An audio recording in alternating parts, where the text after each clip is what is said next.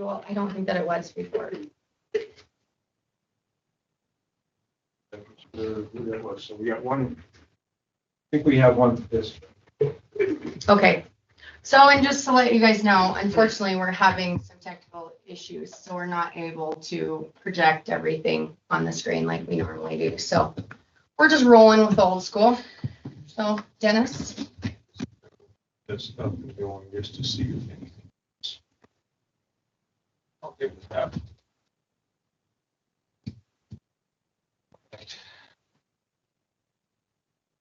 Right on. Okay, the application that we have before you this evening is a application from Blue Spruce Operating requesting a change of zoning district boundary pursuant to Chapter 12, Section 2. This proposal would reclassify 320 acres of agriculturally zoned lands to heavy industrial zoning. This property, of course, is located south of Big Piney, lying west of Big Piney Calpet Road, and it's still being south of Dry Piney Calpet Road. So it is right down next to all of the compressor stations, the old, I got Shell in my head. I don't think that's right. Exxon Mobil field and stuff down there. So Blue Spruce Operating is proposing to develop and construct a natural gas processing plant in that area. And it would be completely constructed and located in this new zoned area. So all of the construction materials, everything is moved onto that site. Everything would be contained within this 320 acres. They would then build the plant from that site. I was gonna, you all should have some maps in your packet that will help get you to where we are located, since I cannot do it on screen. So from Big Piney Calpet Road, it's down towards the southerly end right before you drop off the rim. You turn on to Graphite Hollow. That goes back around kind of the hogs back in there. There are several pieces of private property that are scattered back in through there. There are several heavy industrial parcels which have oil and gas type of development on them. This lies south of those areas. Is where this proposal would be, and it would be located along Graphite Hollow. It's the BLM road, to try to get you some idea where it's located, which shows on some of those maps. They have been, Blue Spruce Operating has been very involved with the Wyoming Game and Fish, the Bureau of Land Management, and State Department of Interior. They've basically worked through their processes, their permitting processes, right-of-way processes. You should have all had a copy of all that in your packet there. So we have a lot of that data, or a lot of that information's been to them. They have their answers and their recommendations. So far, everything that I've read in there, there is no real adverse recommendations. The Game and Fish comments in here that they are still, Blue Spruce is working with them and will work with them through any of the elk winter range habitat. With that, I know Mike Jackson with Rio Verde Engineering is the applicant's representative, and I believe the applicants are here also. I know it wasn't a very good layout of all of this, but Mike could probably explain this further if you'd like, or I'd be happy to answer any questions. Super. So before we start, does anybody have any questions for Dennis? I don't. No. Okay, we'll go ahead and move on. Would the applicant or the applicant's representative like to make any comments? Yes, Yeah, you need- please.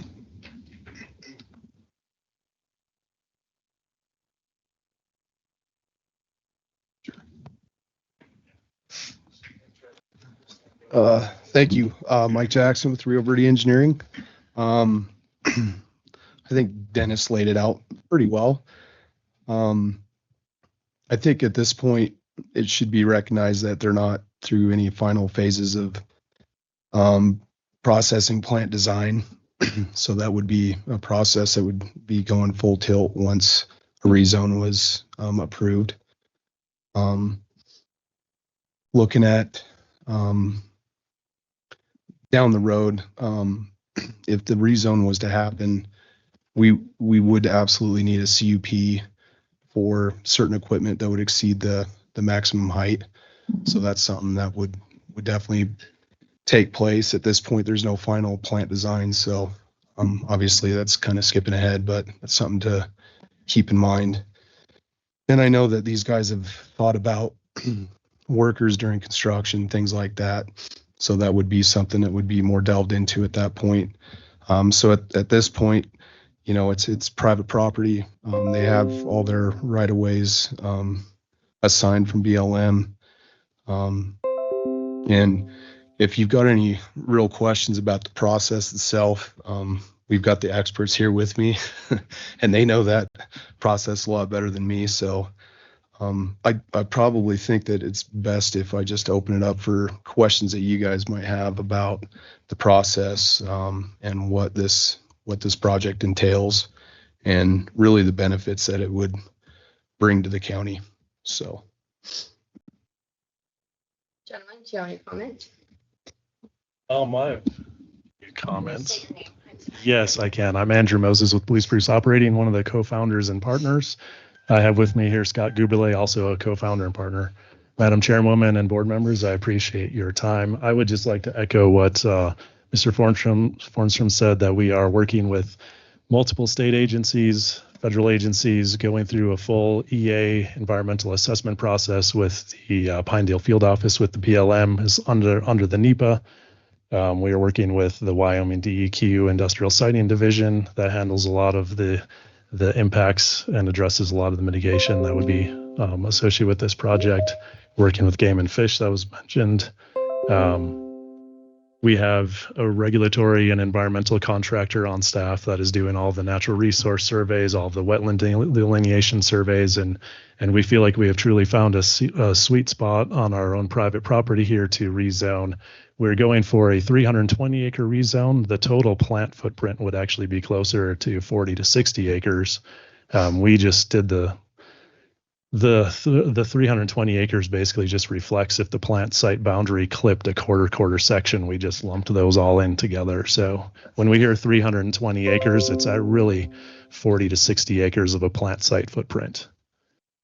I'm probably forgetting quite a few things, but yes, we're about 2 miles south of the existing ExxonMobil Black Canyon Dehy facility, which is a large gas plant, processes about, or it doesn't process, but it dehydrates approximately 700 million cubic feet of gas a day. This area has undergone extensive oil and gas development. A lot of the private land in the area is agriculturally zoned, but is definitely has, there are about 1,000 well pads out here and associated infrastructure and roads. So we're by no means going up into the wilderness area or anything like that. Scott, am I forgetting anything? If this project goes forward and we reach a positive final investment decision after all of our design processes are completed, et cetera, that we're working through now, this in conjunction with ExxonMobil's project that they have safely operated for 40 years in the area would actually, we would contribute an additional 10% of the world's supply of helium, making Sublette County responsible for 30 to 35% of the total global supply of helium, which is very remarkable coming from a couple townships in Sublette County. We'd be pretty much, combined with ExxonMobil, the only real domestic source of helium. So we'd be competing with the likes of Russia and Qatar. So having an additional helium supply coming online that's available to the domestic U.S. is very important for national security. Okay, Scott, did I forget anything now? Hello, everybody. My name is Scott Guberle. I'm also one of the partners and co-founders of Blue Spruce Operating. Things I would like to add relative to the gas process itself. This is all proven gas processing technology, decades old gas processing technology. So although there is hydrogen sulfide in the gas, which of course is dangerous if you don't have the proper respect for it. It's been proven for decades that we can safely and efficiently process this gas to separate out the components that have value. Helium, of course, as Andy mentioned, but this is also a very large reservoir of methane, natural gas. So it's a trillion cubic feet of natural gas, and then of course the carbon dioxide and the H2S, which we will sequester, will basically re-inject back into the ground for permanent sequestration. This is a very unique asset in that the structure, the reservoir structure, is world class. This not only is a world class helium concentration, but just the sheer size of this thing. This is the largest conventional hydrocarbon structure in all of North America. And we see a life of 50 plus years of flat production, where we'll have 9 wells. We'll drill our 9 wells, and then we literally don't envision having to drill another well over the 50 plus year life of the reservoir. Exxon, that we talk about Exxon, they produce about 710 million a day of raw gas. We'll produce about 400 million a day of raw gas. They produce it from 18 wells, and they haven't drilled a single well since 1993. It's flat production. It's the size of this is just truly enormous. So this is not a continuous drilling program at all. This is a very capital intensive 3 years worth of drilling, of a construction, and then you put it online, and it has flat production for literally decades. Our application refers to the benefit to the county, obviously employment. This is an opportunity for multi-generational employment opportunities at the facility, but of course royalties and taxes are just enormous, tens of millions of dollars per year that we envision at full capacity, that we envision coming into the state and coming into the county. So we look forward to employing a lot of people here, not only in Pinedale, but the surrounding counties, and probably down into Lincoln County as well. But this is as long life of an asset as you'll see in the oil and gas business, and we do believe. Obviously, we're biased here, but we do passionately believe that we can do this safely, efficiently, and obviously within an environmentally sound manner to put a fantastic facility online that would make Sublette County proud. So I think that's all I have. All right, fantastic. Do the commissioners? I have a question. If I could. You excuse me. You were talking about the permitting process. Is it still in progress? Yes, sir. The permitting process is still in process with all of those agencies I mentioned. The industrial siting, I mentioned the industrial siting division, and the BLM. Do you have a time frame when? Yes, we knowing how expect some of that stuff goes. It could last for years. Yeah, some administration. it will likely be this fall, and we expect all permits in hand to be obtained by this fall. I had one other question then, and on the CO2 sequestration, doesn't Exxon send their CO2 in a pipeline to somewhere to re-inject for enhanced recovery? Yes, sir, that's correct. They produce out of the 18 wells that Scott mentioned. Could run it through infield gas gathering, goes through the Black Canyon dehydration facility, which knocks all the water out, and then they ship the raw gas minus the water down in about a 45-mile long pipeline down to the Chute Creek facility in Lincoln County. So as you're driving over to Kemmerer, that's what you see off to south Yeah. of 189. So, but they're selling that gas, that CO2 for in-house oil sorry. recovery, aren't they? Yeah, sorry, I might have missed your question there. They are selling some portion of their CO2 into the EOR market. That is correct. And that doesn't fit in with your business plan then? That's correct. We view them as dominating that market with little further ability to sell volumes. Thank you. They also do sequester CO2 and H2S back in the ground. And they vent CO2 as well, which they're about to eliminate by taking that final vent volume and re-injecting it. But they do both, sell into the EOR market and sequester, just like we will do.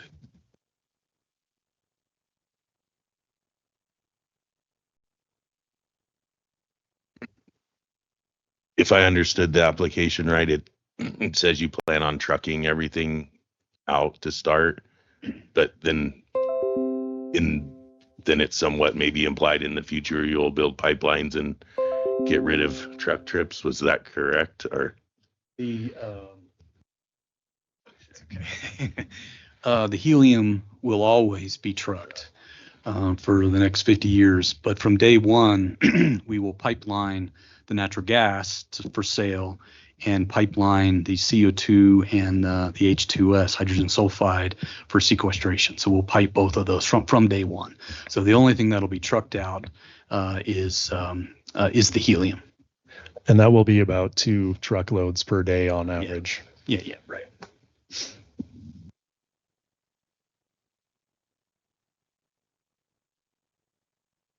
I'd like to see if we have any public comment first, which, Dennis, did we get any written public comment? I don't think. No, we didn't. Okay. All right.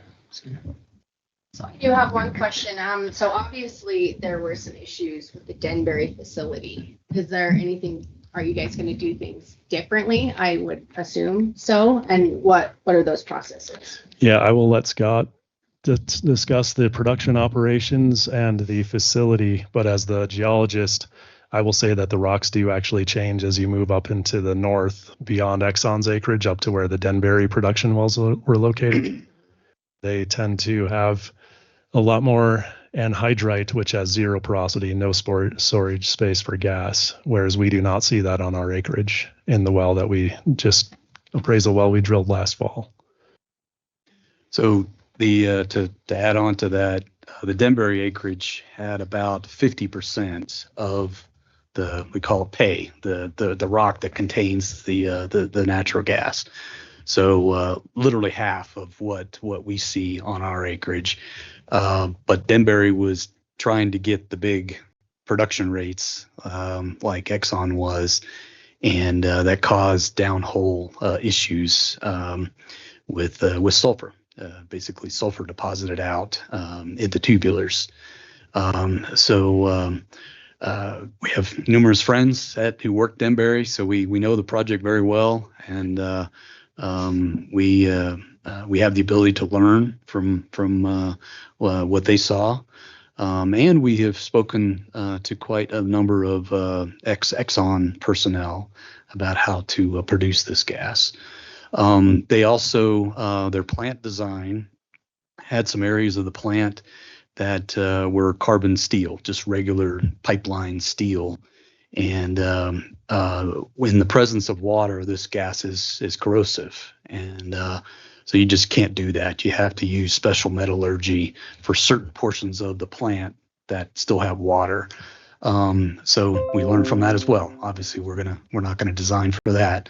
And so we fully respect the technical issues that Denbury had to go through, and we get that question all the time, and from investors, from whomever, and we have a plan in place to hopefully prevent the issues that Denbury had. Super. So also, and I understand, I know we're just in the preliminary stages, but do you have any idea roughly what your employment, like your full-time employment, once you got it built, once it was running, like what kind of employment numbers are you looking at roughly? I can't remember exactly what we quoted. 40 to 50 to 60 permanent employees. And that includes the gas processing plant, the gas gathering system, and the wells themselves. And then will you guys have your own trucking, or will you subcontract out trucking companies to haul off your product? The helium will be sold at the tailgate of the plant to customers, so it'll be their trucks that will come and pick it up. So that's where the transfer of custody occurs at, basically the pickup location of our plant. Yeah, we'll be selling our helium to very, very large industrial gas companies, international industrial gas companies who have infrastructure in the area already because they're buying from ExxonMobil down the road. So yeah, they'll bring their own trucks, they're very specialty trucks, to haul the helium to market. Super. All right. Does anybody else have any questions or comments before I open it up to public? All right. So if there's anybody in the public that would like to come up and make any comments or have any questions, we do ask that you come up or stand up. We'll hand you the microphone, and please state your name and then go ahead. Oh, and speak to us, please. No, that's what I'm so sorry for. Sure. Like I said, I apologize. Usually about our internet, something's wrong with the internet and connecting in, so we can't pull it up there. So I do apologize. I'm sorry. Is there anybody else that wants to see a copy of this? Okay, Mr. Barney.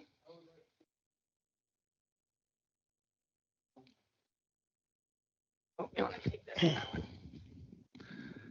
How, gentlemen, are you disposing of Colin Barney? How, gentlemen, are you disposing of the hydrogen sulfide gas? And how are you transporting it? I couldn't hear very well. I got bad hearing. So, Thank you for that question. This is Andrew Moses with Blue Spruce Operating again. We are going to handle the H2S gas by sending it in buried pipeline, which will have numerous safety features, along with the combined CO2 stream in a non-gaseous liquid phase supercritical condition out to the east, and dispose of it safely and securely into the same formation we produced it from in the first place, just about 10 miles to the east and about 1,500 feet structurally down dip. And we know that geologic containment is intact because the well we're just drilling has helium in place. We detected helium, which indicates that there's a top seal overlying the structure, which is what sets up this whole helium production in the first place. So the short answer is we will transport it in a waste stream combined with CO2 from the plant to injection wells out to the east.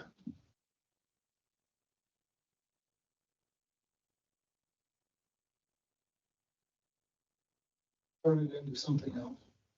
Economic. Scott Guberle will handle that question.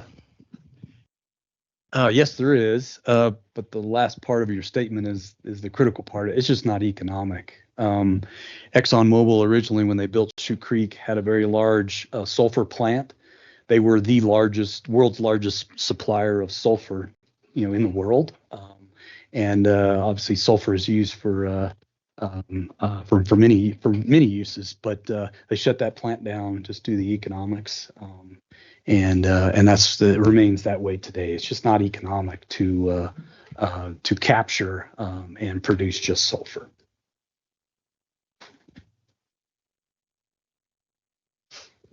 Great. Thank you very much. Is there any other questions or comments from the public? Go ahead, sir.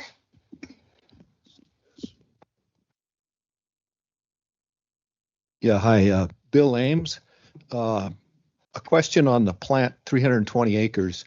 Are you gonna put a chain link around that whole thing, or are you how is your fencing gonna work on that? It will be a chain link fence around the plant site footprint, so that 40 to 60 acres, not the full 320. and traffic for building this site. Is it gonna, are you gonna have to improve roads? Is the county gonna have to improve roads? It's not, I assume this site is the old Mountain Fuel Man Camp. Am I correct in that? It's in that. And just wondering on roads, what's gonna become of the roads up there? Yes, that's a good question. In January of this year, we completed a traffic impact analysis study. We had a little miscommunication with our environmental contractor who did the study. They assumed 800 peak workers during the construction phase. We'll really be closer to 325 peak construction for about 3 summers. When they did the analysis based on 800 people driving their individual cars to the plant location, they did not see any impacts other than putting up some temporary signage on Calpet Road. But of course, with 325 people who won't actually be driving their individual cars to the plant site, we can safely assume that there will be no additional impacts based on that study. It will be, as you drive along the south entrance road into the Wexpro Dry Piney Camp, I believe is what it is now. That will be a busy road for a few summers, no doubt. But we don't need to add our traffic impact analysis so that we would not have to add any new turn lanes or anything like that on highways or Dry Piney Road or Calpet Road, for example.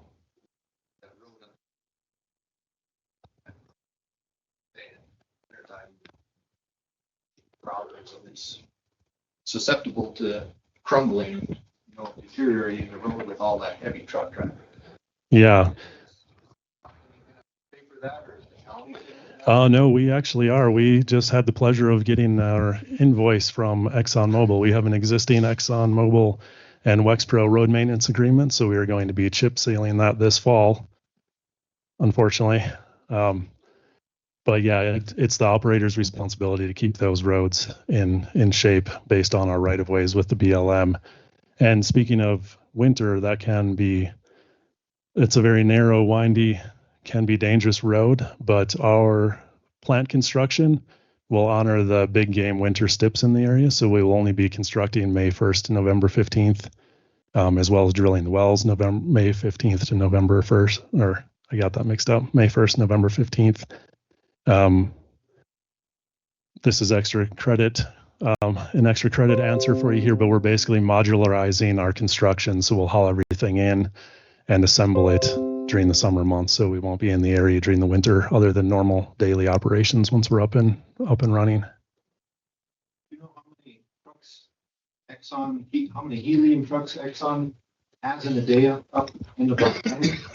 They have 0 in Black Canyon because that's just a dehydration facility out of Chute Creek where they do the actual separation and selling of the helium. They're about twice our size. So I would say they on average would have about 4 to 5 trucks daily, where we will have, 2.25 trucks on average daily.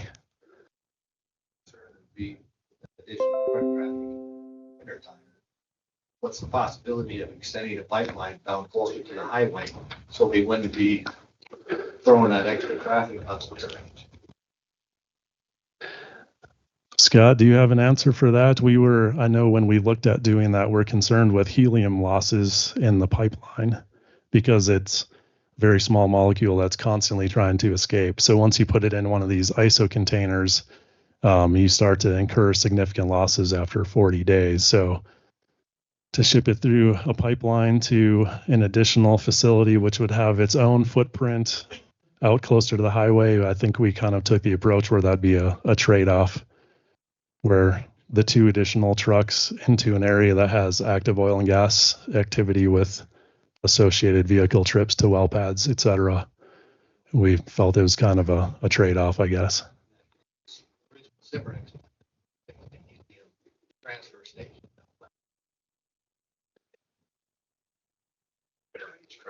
Are they still in business? Yep. And another question. Cimarex built that plant, and it's Holly had the same question. Cimarex built the plant, and we don't know much about blue spruce. how can, it concerns me that, how do I know you're gonna build the plant safe? You know, I mean, Cimarex built this whole plant, was ready to start shipping gas to it. And Denbury comes in and it's like, whoa, we need to rebuild the whole plant. Well, Yeah, well, sure, the safety, I mean, we don't know. yeah, and I can't speak on Cimarex and Denbury's behalf. I'm sure they didn't envision it turning out that way, obviously.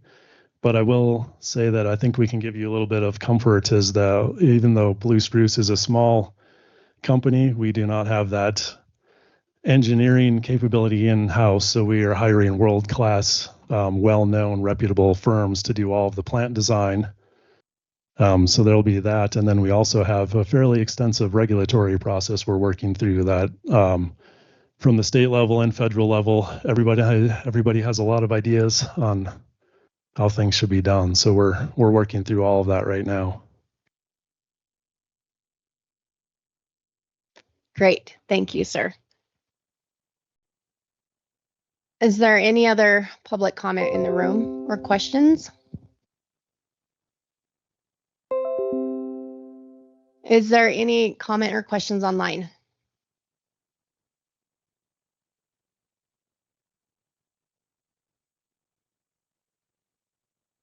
Okay, with that being said, I will turn it back over to the board with any questions or comments before we move forward. I've got some questions, and you all might want to come back up. There's several. Thanks.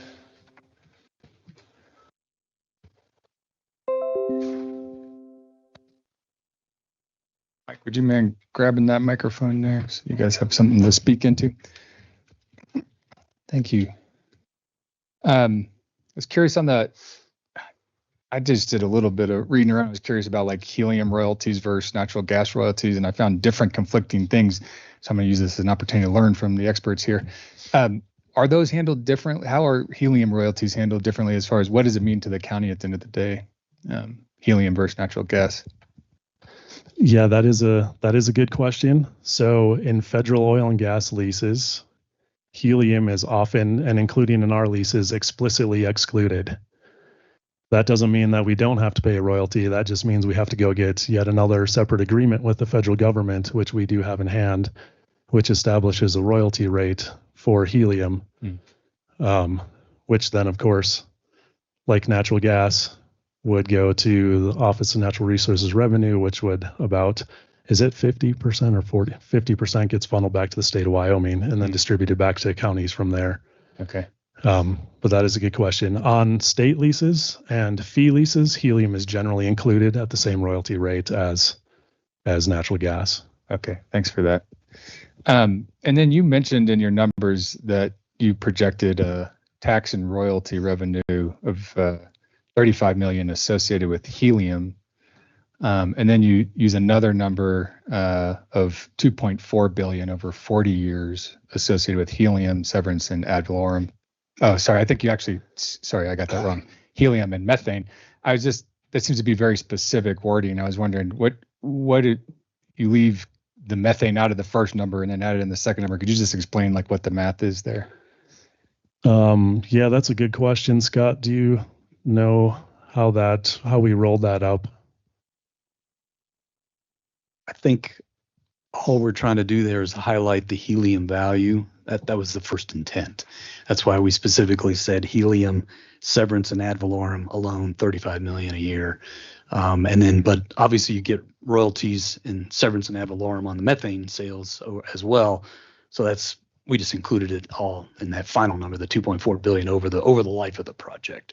So no other reason than that. We were just trying to highlight, once again, a third of the world's helium coming from 20 square miles of South Sublette County. It's pretty incredible. So thank you. So then that would the 2.4 billion over 40 comes out, if I did my math right, comes out to roughly 60 million. So it seems like if it worked in a linear way, which it sounds like it might, you said it was kind of flat revenue for 50 years, then we'd expect the rest of the 60 million per year to come from methane, I guess. flat production. Right. Okay. Obviously, right. whatever your price assumption is. Thank you. Yes. Okay. And then you mentioned construction over 3 summers. So I was just wondering, when do you anticipate that revenue production starts? We anticipate after those 3 years of production starting spring, well, May 1st, once winter stips are off next year. So the construction would be, we'd hope for late 2028 to be online with first helium sales. Okay. Great. Thank you. I think you may have spoken to some of this already. I heard you kind of, when you were responding, you were talking about some various things you're doing, including the winter stips around big game. I just was curious, in the Wyoming Game and Fish letter, they kind of just tell us that you all have been actively engaged, but we didn't really get any insight into what was going on there. So I suspect that some of what you mentioned already has to do with that. Are there any other things that have come out of those conversations? Yeah, I think the big one was changing our plant location to begin with. This kind of goes back to the traffic question. We had originally intended to site our plant on a nice flat track right immediately on Calpet Road, essentially, but that was in winter crucial range for mule deer. And after discussions with the BLM Pinedale Field Office, which have been great to work with, and then also Game and Fish, we determined the best course of action would be to move uphill a little bit out of that crucial winter habitat. So that's why the plant is where it's at now. So that's probably the big one that they're talking about in terms of us cooperating with them. But we've, had we've had routine update meetings with them and kept them engaged. And we've had multiple on-site visits with them as well to keep them in the process. Great.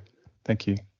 And then similarly, the Department of Interior kind of uses pretty general language, and it wasn't quite clear to me. They kind of have this list of recommendations to review recommendations for the protection of migratory birds, review your project relative to responsibilities for wetland protection, take steps to, I'm not going to read it all because it's a lot. It's a list, but it wasn't quite, they didn't seem to indicate that they thought those were issues. And I was just curious if you could give us a little bit of, behind the scenes, what has been happening on that front? Yeah, I have to be full disclosure. I'm not 100% familiar with that kind of form letter checkbox scenario they used there. But what I will say is all of the highlights that you just mentioned will be covered in our environmental assessment under the NEPA.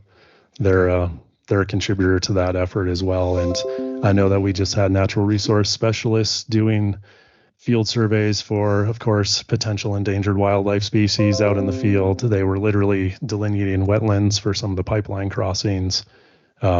So yeah, they Raptor Nest is another big survey that they just completed. We have done extensive cultural surveys out here, and we found some interesting things that I'm not at liberty to speak to specifically, but that resulted in a fairly significant and costly reroute. So I think at the end of the day, the message is we are just trying to be good neighbors and stewards of the land, soliciting as much input as we can and responding to it accordingly to the extent possible. Great. So it sounds you're actively engaged in following their recommendations, it sounds like.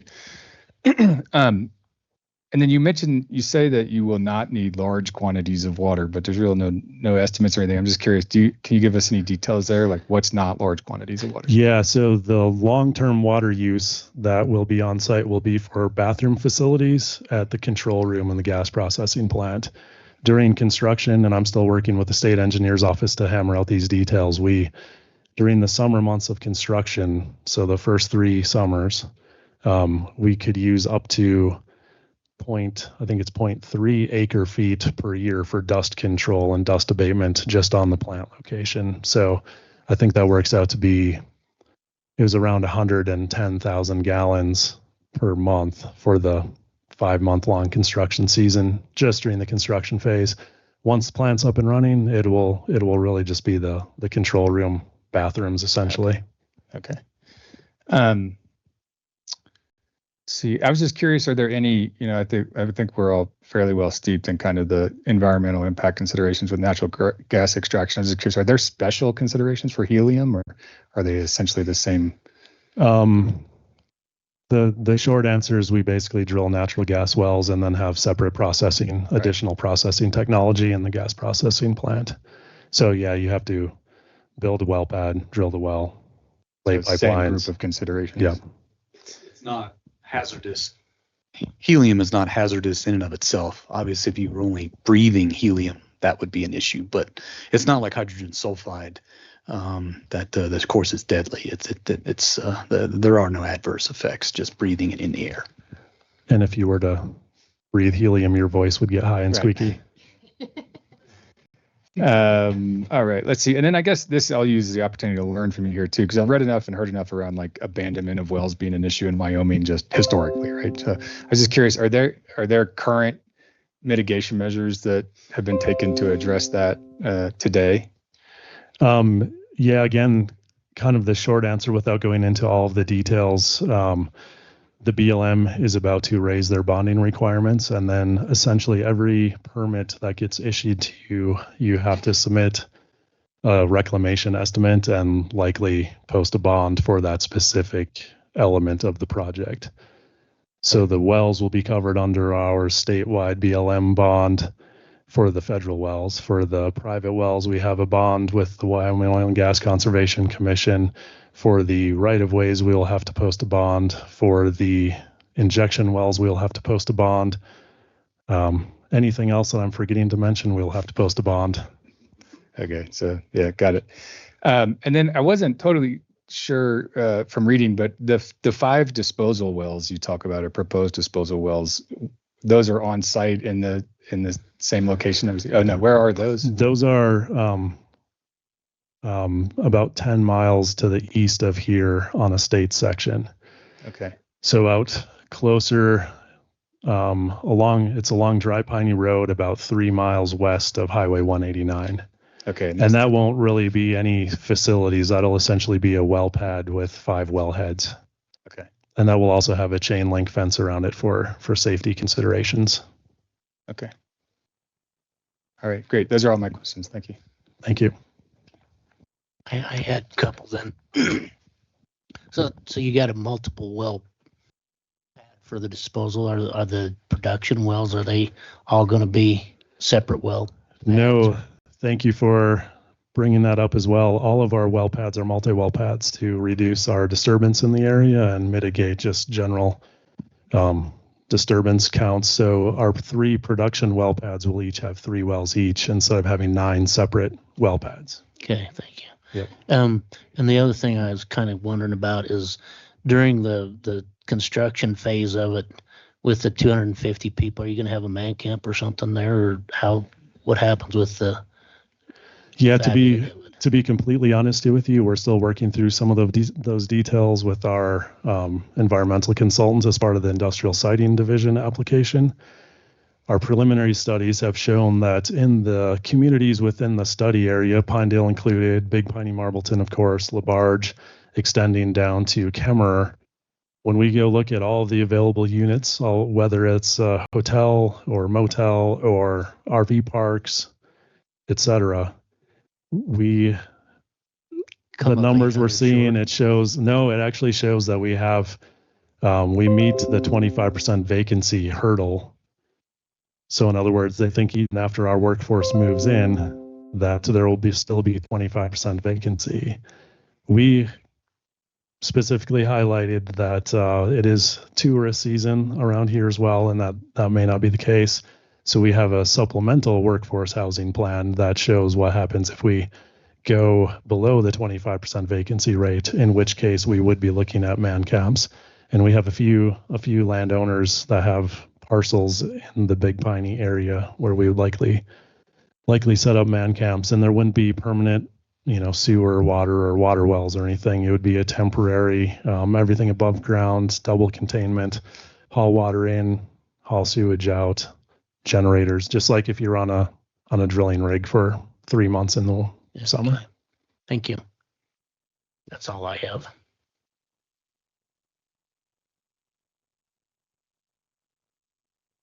Oh, sorry, Kenny. Well, I was going to just comment that it seems like you guys have done your homework.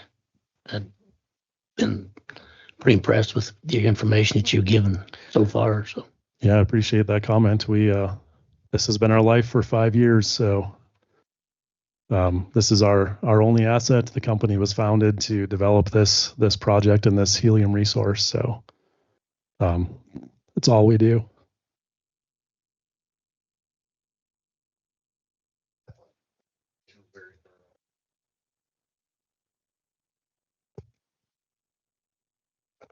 questions.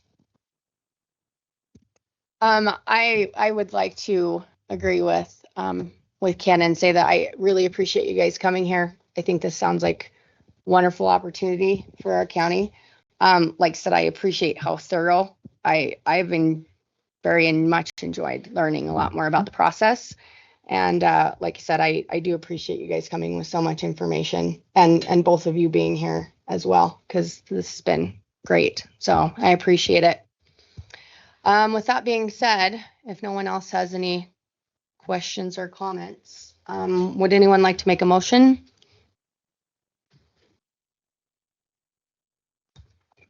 Language, or do I just? A little bit on the last page. No, you don't have. Just note you consider it. Yeah. Can I ask a question of the group? So I'm just curious. I mean, I guess I'm trying to think of how we've handled this in the past, because I know we had similar situations. Would it make sense in this case to make the change of zoning district contingent on all the appropriate permitting and stuff? And I imagine from their side, they said, well, if we didn't get all the permits and we didn't have everything, we wouldn't do it. In which case we'd have a change of zoning district without an actual operation around it. So have we, in the past, we've had similar circumstances. How have we handled that? Isn't it a reversion after a period of time or something? After 2 years, well, is that true with the change of zoning district? It's just 1 year now, isn't it? Or is it I believe it's 2. 2? 2 years for a change of zoning district. I think Yeah, that's so right. if they don't do anything, and then There's not substantial progress, it resorts back. So we haven't, a mechanism. yeah, so we haven't actually put it as a condition in anything. Okay.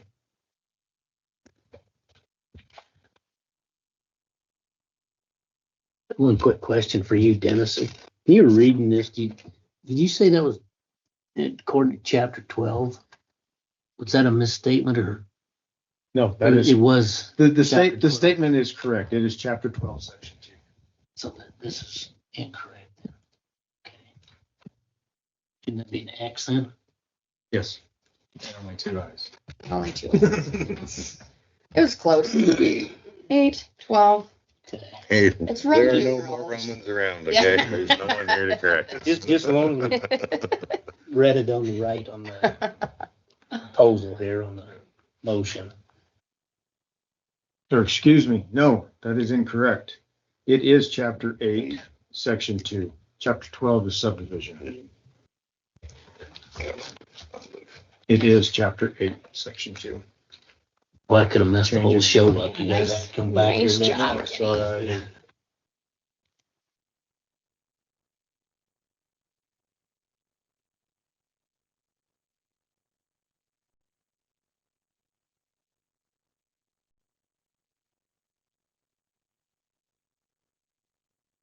Should have typed the verbiage up.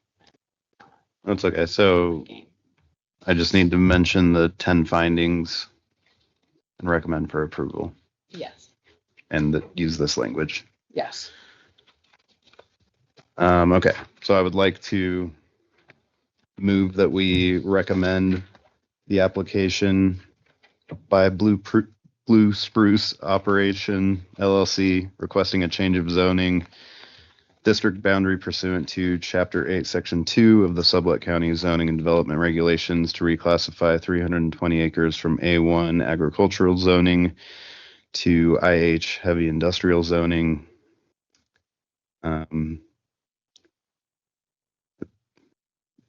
With consideration for the 10 findings.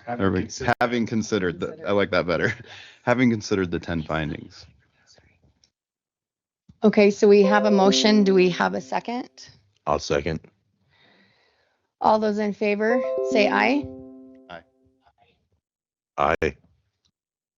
One quick question, because this has come up in the past. So when we say, when we vote on this, such as we just have, as we sit here right now, I think we're all assuming the same operation. If there's any significant changes in the operation, we would expect to see this back in front of us. Is that an accurate statement? Because we've been told that we have to put all the conditions on it if we want it to come back, or if we care, or otherwise things can change wildly and we never know. Just want to be clear. How would we judge a significant change? Would they have to?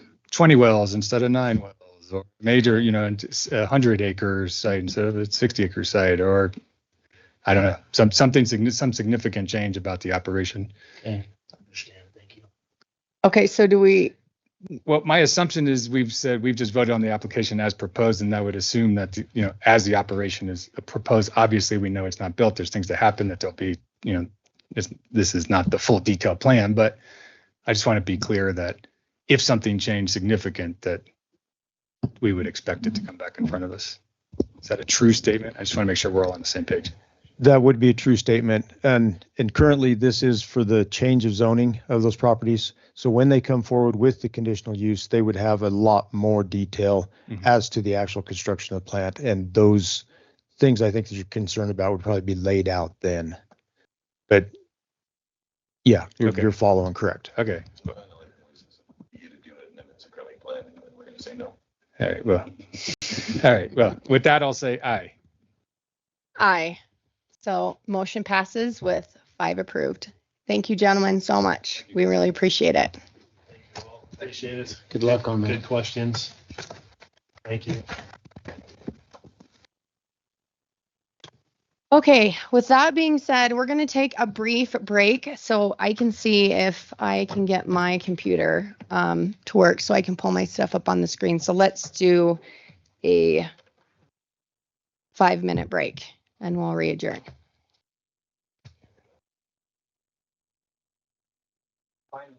Or reconvene. We're going to re-adjourn when we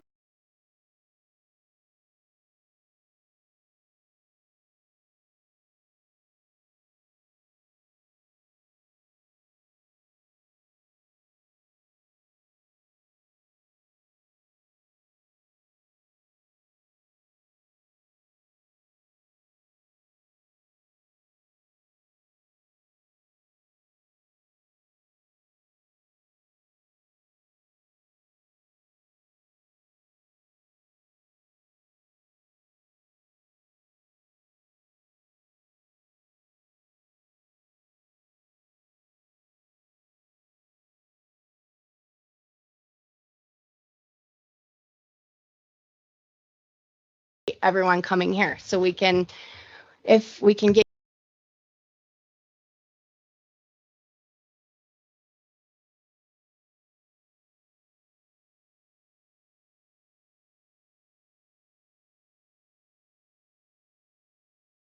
going through this line item by line item.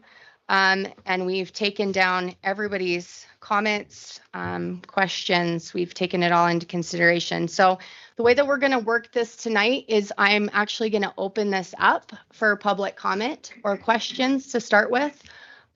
We do be considerate of other folks that would like to stand up and talk. And of course, make sure that you're directing all your comments to us.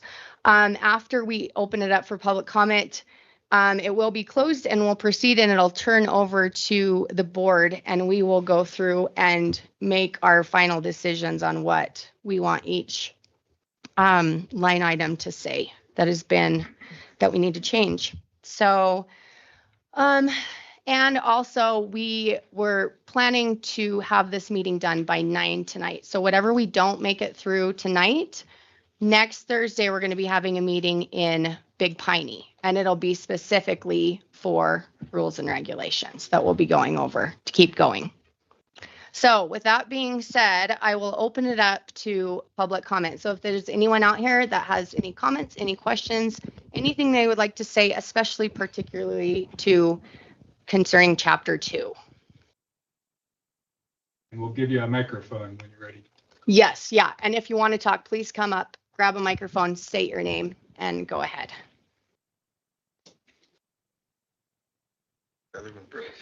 Yes, ma'am.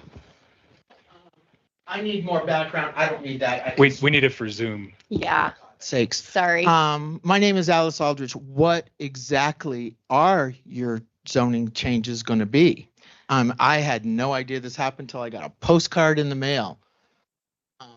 And some of it sounds to me like you just want to do a countywide HOA. You don't want small businesses in homes.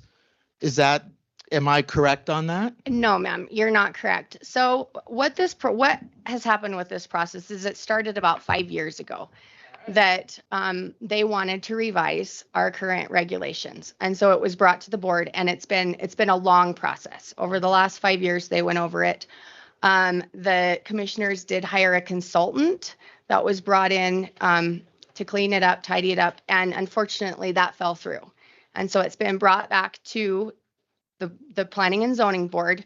That's what we're doing, is we're just going through step by step, and that's our whole process, is going through it again. So you are going to make residential changes? Not necessarily. Okay. And that's what the process that we're going through. Okay. We're not necessarily making any changes. There's some parts of it that we're not making changes there. And that's, like I said, we're just in the process of it. We're just going through the old regulations, Okay. seeing if there's anything that we need to update, things that maybe that we need to take out of the current regulations, maybe a few things that we need to add in. Is there any information on what you've already, is there any way I can look up any of your previous meetings on this Yes. matter? Yes. So you can look up, as far as just the exact meetings, you can always look up, you can listen to the recordings, and you can look up the minutes and everything. As far as what has been done so far, which nothing's been voted on, nothing's in concrete. Like I said, we're just in the stages of it. But we do have a red line version, and you can find it on the Planning and Zoning website, or we can print it off for you too. And what it will show, and you'll kind of see as we go through here, but it'll show, so like in here, the black is what is currently in there. Anything that is in red, which I think we have to scroll way down to see anything. Oh, thank you. Anything that's in red or blue has been added in, red has been taken away.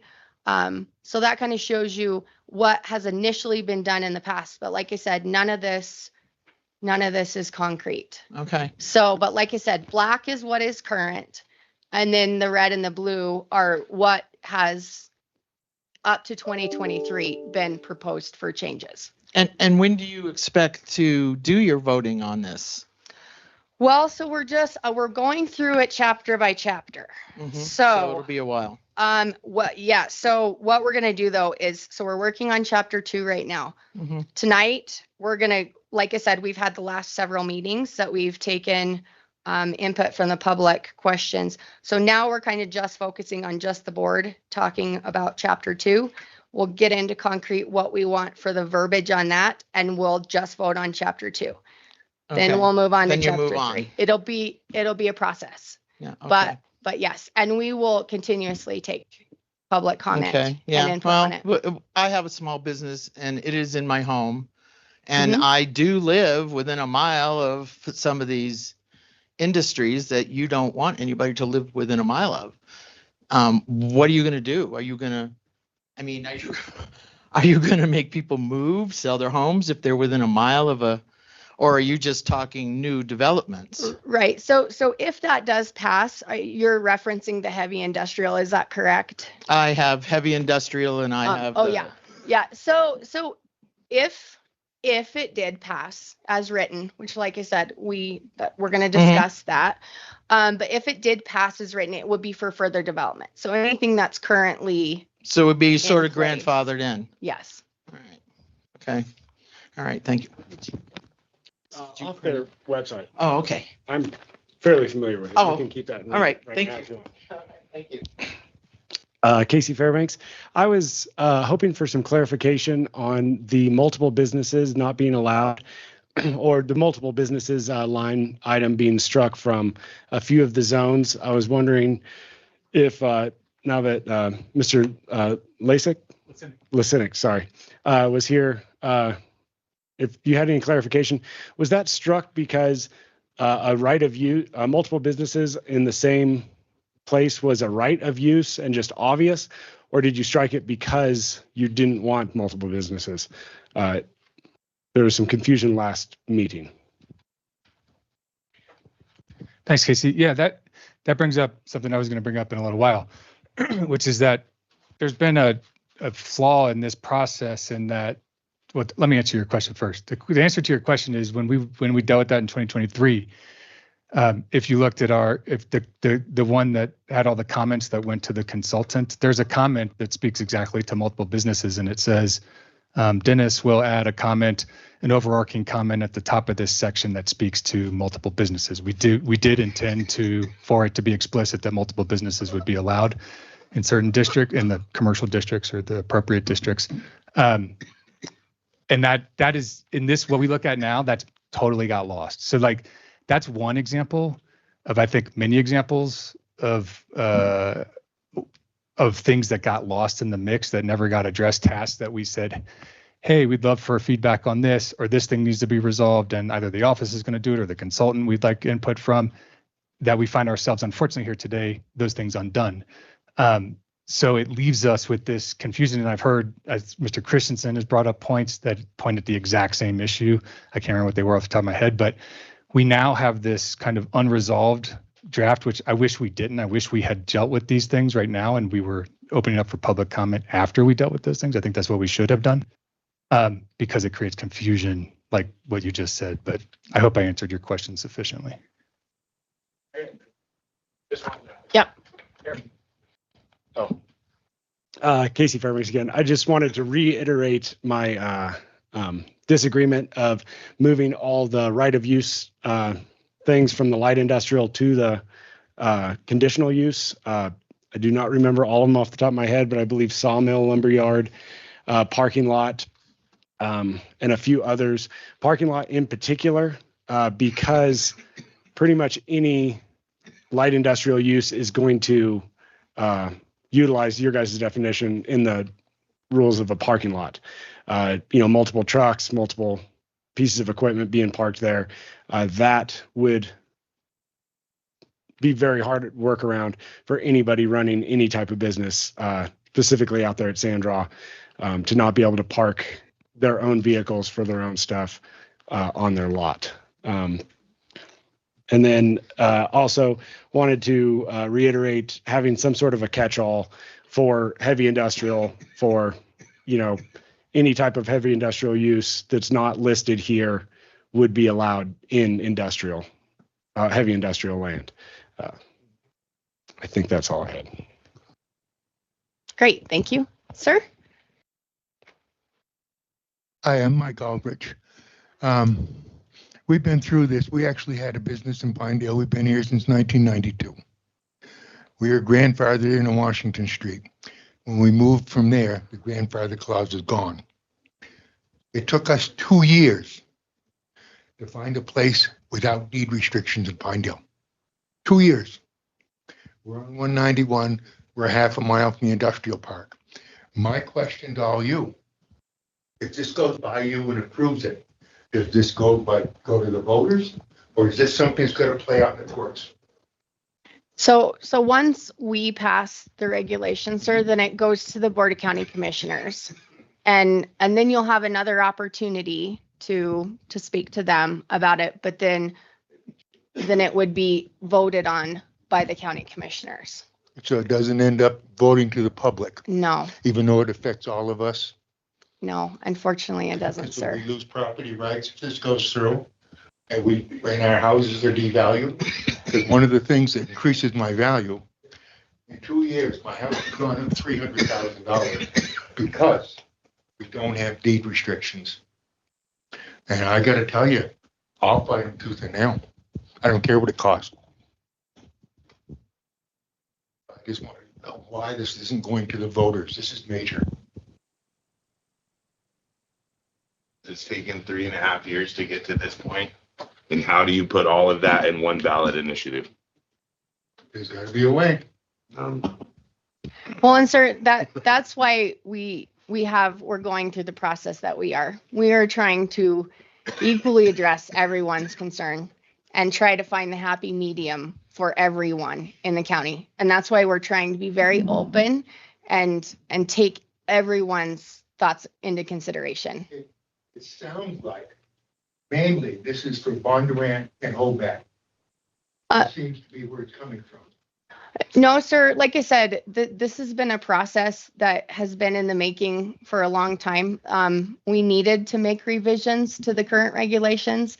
It just as our county develops and keeps developing, like we have to roll with things. And there were a lot of things that were outdated in the old regulations. And so this is definitely, and that's why we're really trying hard to get everyone involved, everyone from the county, from South County to Bondurant to everyone, because it is very important and it does affect all of us. So that's why it's super important that we are all involved in this. And we try to make, like I said, the best decisions that will serve everyone in Sublette County well. I would like to make a comment as well.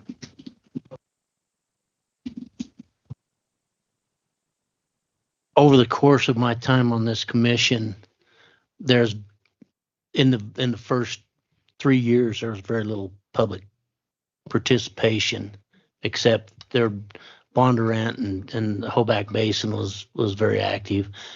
In the last few months, we're getting a lot more input, and that's helping quite a lot to get more input. But we have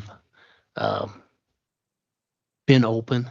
There just wasn't much coming out from a lot of other places. So. And that's where, like I said, we really appreciate you guys taking your time out to be part of this and to come voice your opinion, because it really is important to us that we try to find the good balance, and everyone's opinion matters 100%. And we're just tasked with the hard job of, unfortunately, can't make everyone happy with every decision that we make, but we're trying to make the best of it for sure. Something that will suit our county for years to come, not just right here, right now. Like, we're trying to look forward to see what's going to be best to develop our growing county and how to maintain our good values here. And be legal about it. Yes. Any other comments? Yes, sir. It's not really a comment, and I apologize. Bill Ames, being brand new into this, I saw the ad in the paper about your meeting tonight, so I thought, well, I'm going to go see how this goes.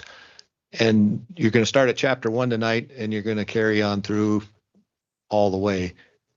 And I have not read or looked at this, but will you take comments like next month or whatever, you're on chapter 3 or 4 or whatever it is? Can I make comments still and go back to chapter 1? Or are you only open to comments for what you're going to tonight? So at some point, we're always open to comments, but at some point, like, we have to have cutoffs to keep this progressing.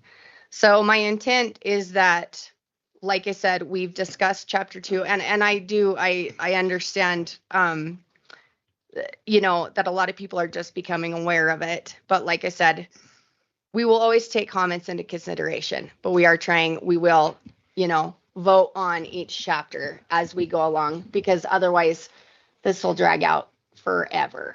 So like I said, but that is our process. But please do share any comments that you have, especially because some of the things, it kind of ties all in together too, because chances are if you have a comment on something in this chapter, it will also tie into some other chapters later. Well, and like you asked for comments from the public before you got into this. Are you going to ask for comments after we review things? Because like I say, I don't know what's in there. Right. Yes. So whenever we get to the end of reviewing this, we'll ask for some final comments. Okay. All right. Thank you. Yes. And I would just like to make the comment of always adding more comments, because when the process is done with this board, it goes to the Board of County Commissioners and they get to make all the changes they want at that stage too. So those comments are important, because even if it's after you're it will be voted on again and talked about again.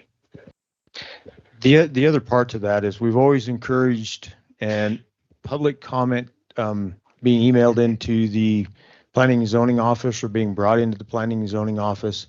They can be emailed to the planning board. Then that way they are in file. We have them. And so then when we move into the next phases, all of those comments are in one spot. And so they can be passed along much easier. You don't have to wait for each meeting to show up and just make your comments then. It would be just as nice or even better to have those in writing. That way they are in the file and they can be passed along. And everybody gets to see them that way. I also say that anybody can make a comment anytime, whether we're rewriting the regulations or not. That's something that some folks have done in the past, and that's actually written into the regulations that any citizen, Sublette County citizen or resident can make a request at any time. So you should always feel open to that. Any other comments or questions?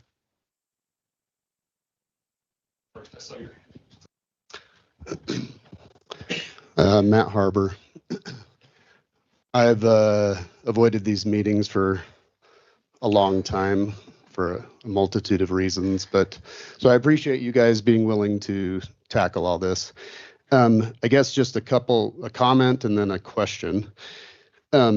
I've lived here long enough to understand the general sentiment that we all want to be the last person who finds this place and the last one who, finds our property and our slice of heaven.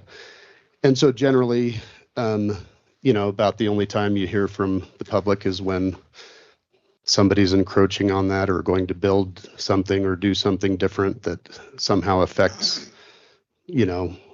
what we came here for. And although I'd, love to live in that world, I don't think it's very practical.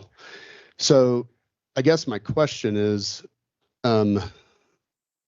with regard to, as I understand the need to clarify, update, and whatnot, is there any sense or, I guess, momentum towards like deregulation? Like generally when this sort of thing happens, what ends up happening is there ends up being a lot added to it, and it makes everything trickier and less property rights, less of everything, more restrictions. Is there any sense or any push for like making things easier, more understandable, more free, I guess? Well, like I said, I think to start off, this is pretty much a new board. We're different than when they did the red line version, which is what we're working with right now. And we have a lot to work with. But overall, I would say that, I feel like in certain instances, yes, there are certain things, but like I said, we're just kind of delving into this. I guess a better answer would be that we're going into this very open-minded. And like I said, we definitely want to make the right choices, the best decisions that will be cohesive with everyone. And so whether I can say if we're deregulating or not, I can't tell you that right now. But like I said, we're all going into it very, very open-minded and trying to make this the best for everyone in the county. Good. I guess one last question then. Once this is done and the rules are in place, so I'm a rule follower, and I think it's important to have rules at times. I don't think we need to have quite so many of them sometimes, but once these are in place, my understanding is the job of the P&Z and even the commission is to follow these rules and not be swayed every single time somebody's feelings get hurt or because they don't like the red front door that their neighbor's putting in or whatever it may be. How are we going to make it like actually something that is going to be used by the decision makers rather than having everything based so much on emotion all the time? Is there, I'd love to comment on that. That's a discussion I've had with people across the state on various planning and zoning boards as well as county commissions and how these boards are treated. And they often get treated as a judicial board rather than an executive board where you're looking at, does this meet the requirements for application? It's how do I feel about this, or how to, it's, we like to grill the applicant rather than just looking at the rules and the application. And when I don't like that, but it seems like it happens, and it happens across the state and probably across the country. But I think the solution to that is probably who ends up on the board and who sits on the commissioner seats. So. And then to further elaborate on that, in regards to the enforcement, like you mentioned, a neighbor complaining about a red door. So currently that does fall to our administrator first. He's so lucky that he gets all those lovely complaints. And then Dennis, actually, maybe you can elaborate more on how the processes are, how enforcement is if you have complaints and how you go through that process. With that, and I think this is maybe one part of your question, but as far as some of the enforcement and stuff, those complaints come into my office. I go through, look at those properties, address those, get a hold of the property owner, either by letter or if we can contact them, go out and look at the property, look at the situation, see what's happening, see if there is a violation that is occurring.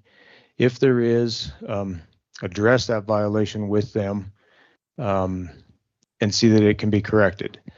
It's kind of a first strike, go out and see what's going on. If that issue continues, contact them again, say that there will be action taken, try to get them to come in and abate, get in writing what we are going to do. If that does not go forward again, then we take it to the county attorney's office, have them draft a letter, what the violations are, what the abatement is, any penalties, anything else like that at that time then is addressed, and it becomes, something that we can handle in court of law then. As far as the rules and regulations, Planning and Zoning Office does its very best to interpret and follow the rules and regulations that Sublette County has in place, and that is what we go by. When questions come up as to the interpretation of those rules, it starts in the Planning and Zoning Office, can then be passed to the Planning and Zoning Board, County Commissioners, once again make the final decision on how that is. I think better processes in place, which is what we've been trying to do with this. Clearer regulations, it makes it easier for the Planning and Zoning Office and the county commissioners to then make that decision. Agreed. I would also just like to compliment the P&Z office on, they're really good at filtering out the things that, like the red door. Obviously, we don't have a regulation on that. It would be something that is or should be handled by an HOA if there is one. And we don't address those things here. So.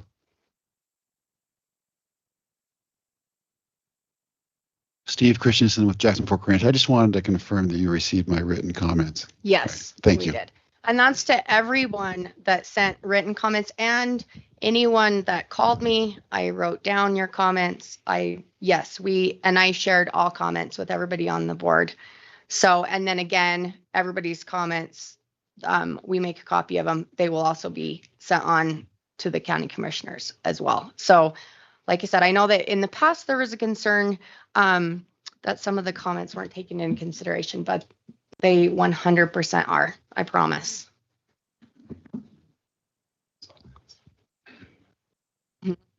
I was having a problem. Oh, well, super. Well, got it. It was the our old email addresses, which did. oh, well, I'm sorry. Well, I was, because one of my emails, it showed that it went through to you, but then I don't know. I'm sorry about that, Chris. Casey Fairbanks. Sorry, just one more recommendation from me on the chapter 2, the heavy industrial being 1 mile from a dwelling unit. I feel like speaking to Mr. Harber's concerns creates a quagmire of what, dwelling units within heavy industrial, within commercial districts. Because a dwelling unit, according to the definition, you can have one, in commercial districts, I think, correct, an ADU. So the idea of grandfathering in is not a good idea, I don't believe, because that creates further concerns down the road. Speaking to Mr. Aldrich's point of, what if you move, then you can't, run your the same business that you were running. I feel like the dwelling units within 1 mile is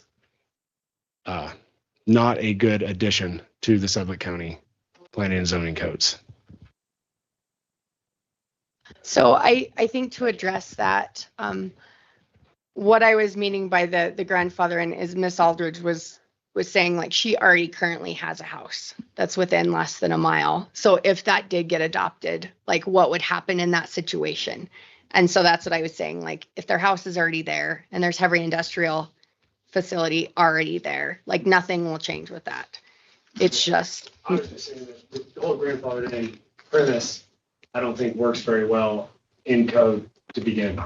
Gotcha. Especially when so many people will have to be grandfathered in because there's so many dwelling units within 1 mile of heavy industrial in Suffolk County. It's unnecessary burden on P&Z and everybody else to start policing all the, when did you start living here? What classifies as a dwelling unit according to code. Gotcha. I don't think it's a good move. The way that it's written, 1 mile is some arbitrary number that it doesn't. So let me ask, because this is something that comes up a lot in P&Z meetings. We haven't done a ton of heavy industrial, but we've done more light industrial. But always, we have folks that are worried about noise and pollution and things like that. And so if you went back and listened, you'd hear that we talked a lot about this 1 mile thing. What's the right, it is arbitrary. You're right. Like it's a line drawing exercise and it's impossible to know what the right number is. So I guess the question for you, do you operate a heavy industrial site? Are you someone that? Okay. So I guess then the question, it'd be great to have your input. So we have folks that show up and they have all kinds of concerns about these things. So we're trying to address that concern. Totally appreciate your comments, but do you have thoughts on how would you address it if you were asked to address it? I understand residential property not being near heavy industrial, but using the term dwelling unit, which is, according to the definition that I read, was pretty much anywhere where somebody can live that has a kitchen and a bathroom, if I remember correctly. That qualifies for pretty much anybody out there at Sandra has some sort of dwelling unit. The Sandra Inn, I'm pretty sure, has suites with bathrooms and kitchens. So that would, everything in Sandra is within a mile of every other lot. The Sandra Inn's within a mile of every other lot out there. So using the term dwelling unit is, I guess, too broad of something to mitigate, residences or light industrial land being rezoned and being built right next to residences. I've seen other, places, or looked into it, and other places do, a certain amount of parcels away. You could have heavy industrial, light industrial, commercial, a bridge that way where there isn't an arbitrary number, but, a certain amount of lots away. I'm not in favor of that either. But I feel like there's better ways to do it than a broad, dwelling unit. My concern would be if I own a piece of property out at Sandra that's zoned light industrial, and I want to rezone it to heavy industrial to use it as a parking lot or something. I wouldn't be able to do that because there's dwelling units within Sandra, which obviously, I would hope doesn't make sense to anybody, because everything out there at Sandra is light industrial or heavy industrial. So why wouldn't I be able to rezone, a light industrial to heavy industrial if it was, made sense on paper and, in other terms, all because, oh, well, there's dwelling units out there that I couldn't, do that for. So it creates an unnecessary hurdle that I would not be in support of. Totally appreciate that. So that, I mean, it kind of goes back to Mr. Harber, right? Did I get that right? Comments like, so where we have a lack of clarity about or specificity about what can and can't be done, it tends to lead to more emotional responses. And I think a lot of people would probably say, oh, it's circumstantial. Let's leave it up to case by case. In some cases, it will make sense. A mile doesn't mean anything. Forget the mile thing. Let's just say in some cases it makes sense. In other cases it doesn't.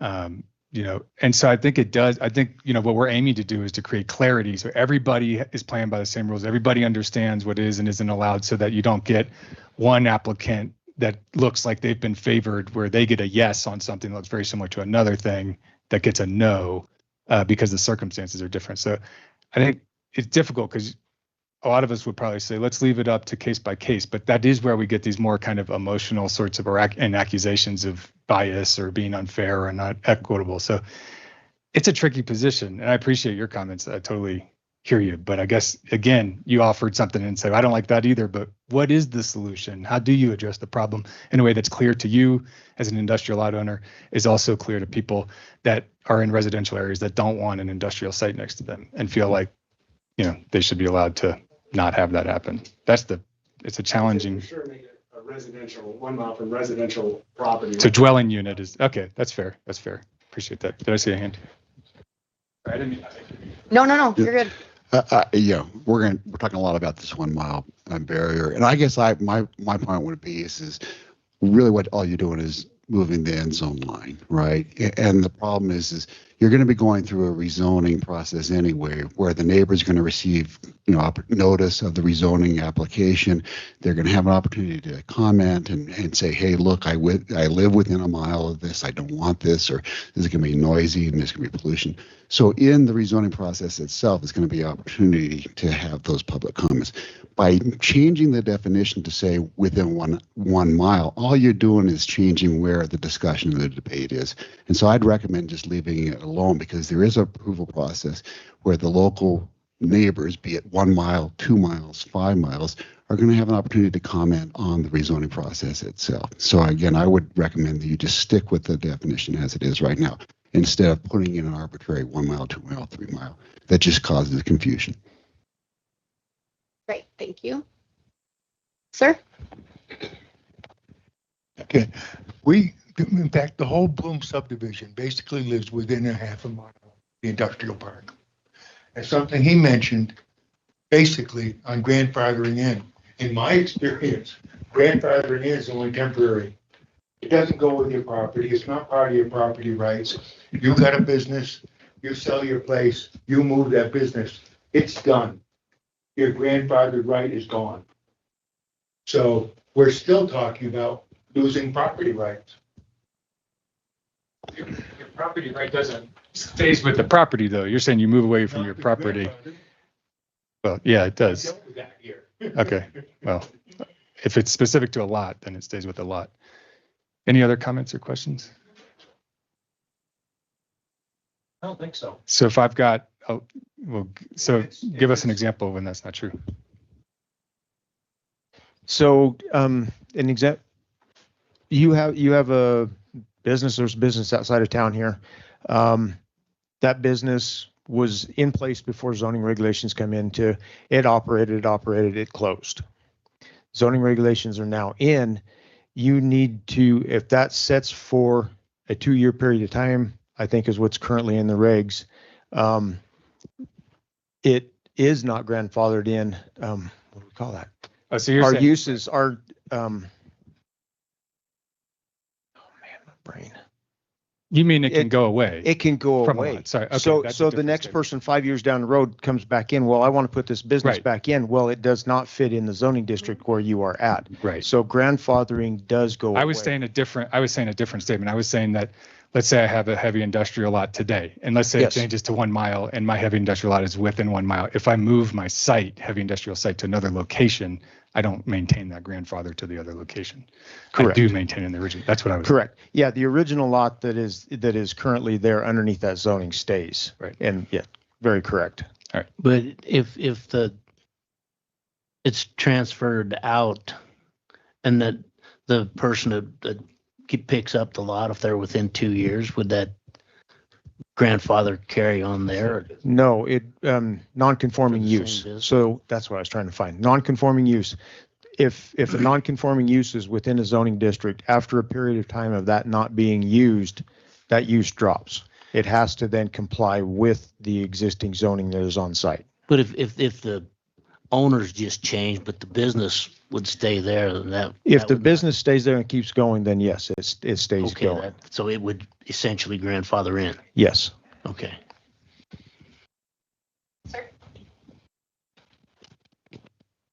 What we ran into, Washington Street, we were over next to the Failers. Okay, we sold the house, owner financed it. The guy's wife died from the flu here in Pinedale, and he wanted us to just take the house back. Okay, we looked into that. Because my business was gone, I was told by the town, I could not have that business back there, the grandfather, right, it's gone. Correct. And next people, any future people is now gone. Correct. Because that was grandfathered in. Correct. And that was through the town zoning, but in that same situation, the conditions in which that business was operated, once the operation stopped for a period of time, then it could not resume. As soon as we moved the business, we couldn't put it back. Okay. There was no period of time. The grandfather clause was on us. Yep. So when we were gone, it's dead. Yep. Case in point, have an easement that is written that way also. It is written to two specific owners. He drew up a great thing, and we still couldn't beat the town. Huh.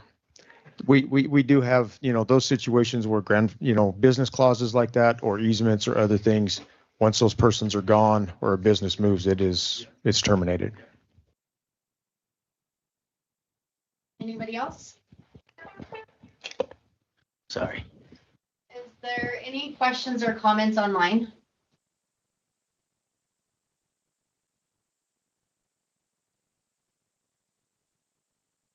Okay. So with that being said, we're going to close public comment for now, and we will start diving into this.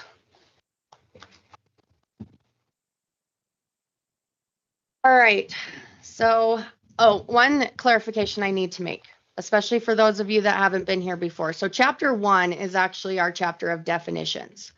We chose to wait on chapter 1 because those definitions are tied into so many different places that we're waiting to make any changes or clarifications to the definitions until probably at the end.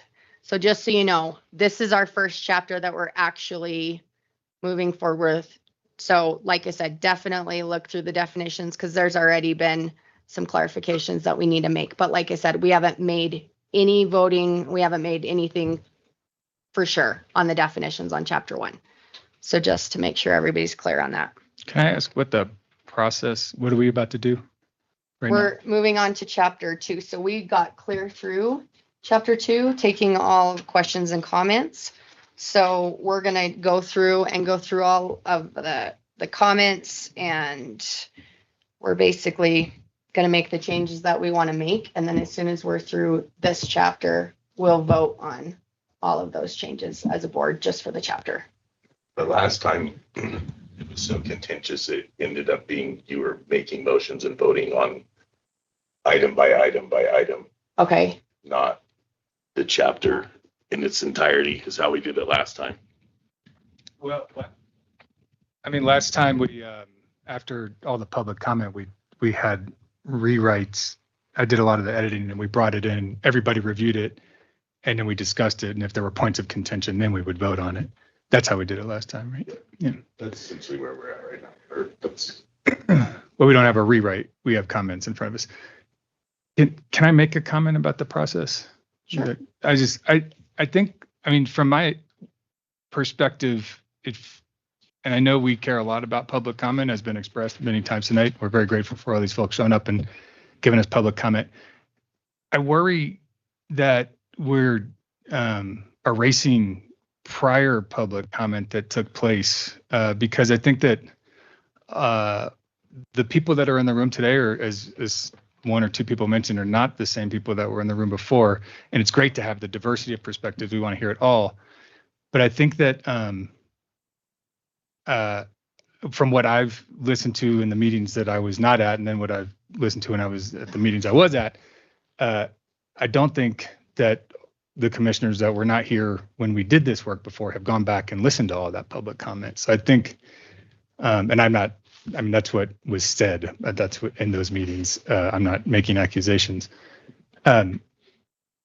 So in that way, only taking public comment that we've heard in the past 2 or 3 months and making edits based on that acts as if all of the public comment that happened before didn't happen. And in reality, we should take all of it together. And I wish we had everybody in the room at the same time, because I'd love to have Mr. Fairbanks talk to Tia Leo, right? The person who was most interested in the issue that he's raising. Like, that would be great. Unfortunately, we don't have that. But I do think that, Mr. Fairbanks is here today. He makes some good points. We make edits based on it. Tia Leo's voice, who came to many, many, many, many meetings, who wrote many, many, many letters, is treated as if she never said anything. And there were there's dozens of people that I think would fall into that category. So to me, I don't think we should be editing based on just the comments we've heard in the past few months. I think everybody should hear all the comments before we're making final edits. So that's my comment. I'll just say on top of that, the other flaw is the one I mentioned earlier, which is that I don't think we have a draft in front of us that has many unresolved things that we intended to resolve before this came back before the public that we have not, that creates contradictions and confusion. So personally, I don't think we should be editing right now, but that's my comment. Thanks. Did they make it into the Whiskey Rock copy? Did what make it into the Whiskey Rock copy? The edits and comments that many of them did not. No. There were some that did not. There was quite a few that did. Yeah, you might remember the night that I asked many questions of the consultant, and much of what I asked had not been addressed. Everything I asked were things that were in the copy that we submitted to them. So there was a lot that was not. Yeah, I think that's one of the flaws with this process going on for years, and I don't know, 2 or 3 different versions. We were directed back to the 2023 copy, which was relatively new. Since I've been on the board, we were going through, you were making all of the notes, and we were getting updated versions. Then we had the consultant, and now we're back to before all that. And so I would tend to agree that we're missing a lot of not only previous comments, but previous work that we did on this board. I don't know what the best way to compile all of that into one place so that we can, try to be as educated as we can be when we're going through making final edits for approval. Well, I think goes back to that submitting comments in writing. Yeah, I still have all the comments from 3.5 years ago. I know what they were. I'm not considering them, as you're implying. I don't have them. Right. I was there. Well, but at that point in a week, this board could look totally different than it does right now, because 2 of these people couldn't be here. So should we just say that we don't do anything right now? No, I'm just saying it's the obligation of whoever's sitting at the table to consider all public comment, because I know we all care about it a lot. That's clear. I know every one of us wants to hear what the public has to say. Right. So I'm not saying, I'm not casting shade at anybody, saying anybody's intentionally doing anything. I'm just saying by default, if we move forward right now, if not all of us, like yourself, remember all the public comment or heard all the public comment, then by default, we're erasing those folks are erasing the previous public comment from this conversation, which I think would be a disservice to those people who put in many hours. Okay, so what is your suggestion? Do I go back through and I guess dig up, get a copy of all of the comments? I think that would be appropriate. Yeah. I mean, they should have equal weight to the folks that are making comments today. And all those people have the ability to come to. Right, but all those people thought they did their duty when they came to 10 meetings before, and they probably got burnt out on coming. I'm going to guess that everybody in this room doesn't want to keep coming to meetings for the next 5 years, right? You're going to come to some, you're going to give your input, and then you're going to get tired of coming. And this is correct. And so all of the written comments that we do have on file in those comments. I think you have all of them. Yeah, and I believe so. I believe so. When we passed that file on, we had all of those comments and stuff there. The red line version that Chris had put together, which I think is what we have online, is there by chapter, addressed all of your guys' work that was put in there. It had questions and on those additional comments that had been addressed at the board at that time. And I think goes up to the work that had been done to that time. I think you can go back through that document and should be able to come up with all of those comments and everything that was done. The version that then came back did incorporate some of that stuff. It had corrections from what the consultant thought should be corrected, and it was brought back to you. That version, it would almost be simpler to compare those two versions, because the one that came back was edited, corrected, sections moved around, definitions moved and everything else, and then address those comments that are still in that copy that Chris had put together. Because there are questions that still need to be answered in that document. Of course, the reason why I got kind of thrown back is that it does not include everything and it still needs work. This right here, we're almost starting over before Chris's last changes. And so, as he just stated, you're trying to then rewrite everything once again with a totally different look from everybody, the different people in the public. So even just going through and rereading everything Chris had in his final draft that all of you had agreed upon that went to the consultant, just reading through and reviewing that could be a very good place to start also. Is that some of your concerns and such? Well, yeah, Chris? but I also think we did a lot of deliberation. So like I listened to the recording of the meeting I missed, and like I hear, folks saying, like, I mean, I'm not picking on Chase and Holly. I'm just saying your name because you were not on the board when we went through all the deliberation. But like you sit here today, not having gone through that deliberation, and you're like, I don't like that thing.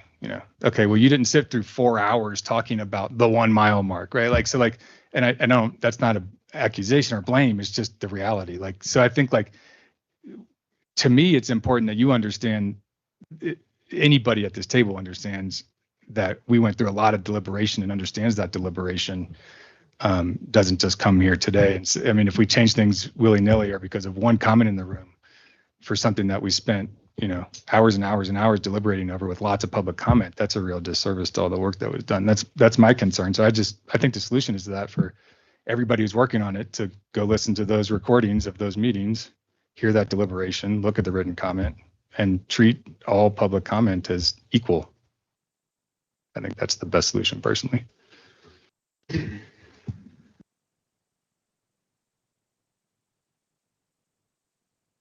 And with that, I think, going back through and reading everything that is currently in that version, it is a different board. It's maybe a different time. There's other people with different comments. So they should be discussed again also, because there could be more information that comes forward that would change this board's mind. But yeah, there's a lot to it. And the way this ended up, we started out trying to take this on as a couple pieces, and those couple pieces turned into 2 chapters, which turned into 3 chapters, which turned into the entirety of the document. It is a big task, and I think going through this one piece at a time is the only way to do it. But again, Chris's comments that he had typed in from the board, public, all of those little flaggies off to the side, that don't print out, that is a real pain to try to do anything with. Those things should all kind of go back through and read those, see what those comments were, what those questions were. And then to decipher how each of those sections should get rewritten or not rewritten, or, I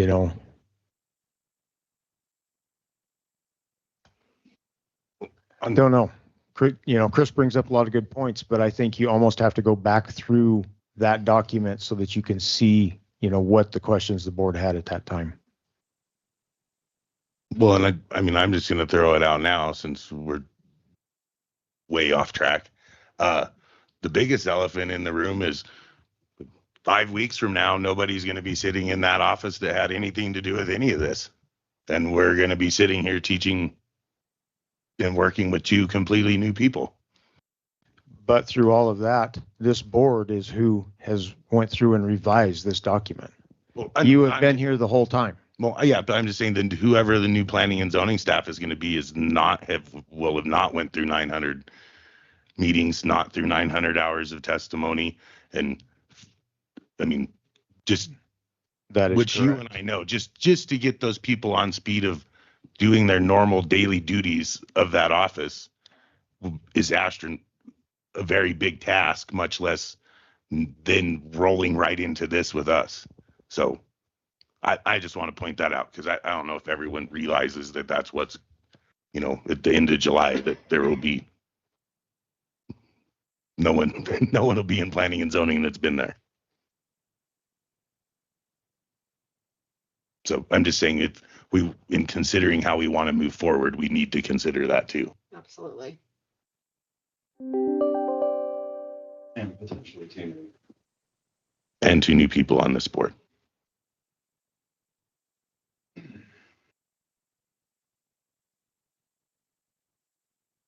So what are your thoughts on how you guys want to move forward? Because that's very valid. We have a lot of big changes coming up. You know me, I'm up for doing anything, but I don't really think I think it would, maybe Kenny feels different, but seeing this as the last meeting other than the workshop before our terms expire, I don't know if actually voting on things and making changes is the appropriate thing, because then that's done and gone, and then unless you go back to it, whoever the new 2 people are, or however board appointments work out, don't have a say. Where starting July, you get 1 year before someone on the board changes, where hopefully we could get through it again in a year, or the vast majority of it, where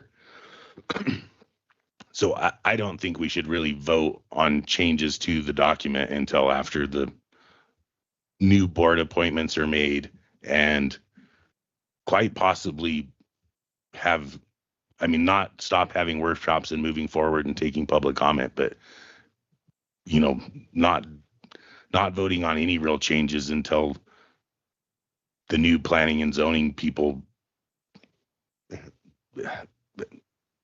have their voice too.